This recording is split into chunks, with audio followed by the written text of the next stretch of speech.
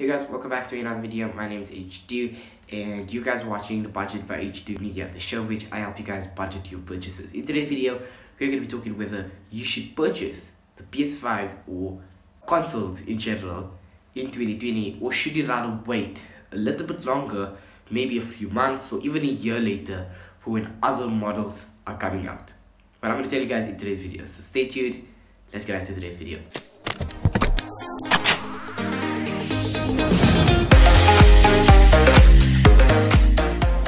So if you're a gamer or a person who owns a console, or maybe you're just a casual tech nerd, well, you probably heard about the PS5. Made by Sony, the PlayStation 5 has surfaced up in the previous weeks and has shown how it's most probably going to be looking when it's released. Now, the marketing team really succeeded in selling this product before it's even on the market. If you see them, if you probably know people, you already know that without them even seeing the product in real life or even testing it out, they're already planning on purchasing it.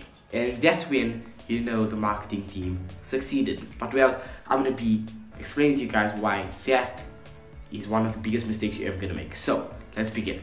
The first thing you want to ever do when a new product comes out is wait. And that's why I'm going to tell you guys exactly why. You see, when a product is coming out, usually there's only a few developers or a few people on the testing team who are testing out this product, which means that they might not find all of the flaws and problems that might arise in the future.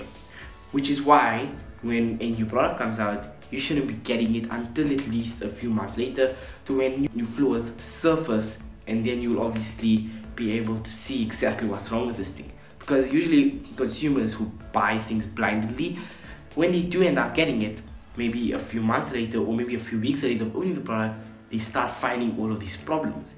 And then obviously it starts creating a big news story, it then travels, but it does get back to the company. And then usually what the company does is then they try to make updates, or they would create a new version or a new model, and that's the time when you want to buy it, because now all of those problems are addressed and they've now created a model that's not going to have any of those problems. Something just to take precaution, you know, just take the precaution, even though it's going to have a really good hype to it and everybody's going to be going crazy when the new PlayStation and Xbox is released. But let's just wait it out a little bit. You see, it's good to be able to have that national hype, but sometimes you need to take a chill, because usually when you don't, you're going to end up suffering the consequences of having a product that's got flaws in it. And that's why waiting it out might be your best option. I mean, even though you have the money to buy it, or even though you have the abilities to get it, I would honestly suggest wait it out, let all of the flaws arise itself through consumers who bought it at the release date, and then hopefully PlayStation then comes up with a newer update or a newer version that will fix that problem up for you. So then all you have to do is buy the good one. You see what I'm trying to get at? Now, this might not only apply to PlayStation, it might apply to Xbox, it apply to pretty much. You should follow this rule. If something new comes out, don't just buy it blindly. Wait a few months, even if it's about 3 to maybe even if a year later, but wait till the flaws arise itself.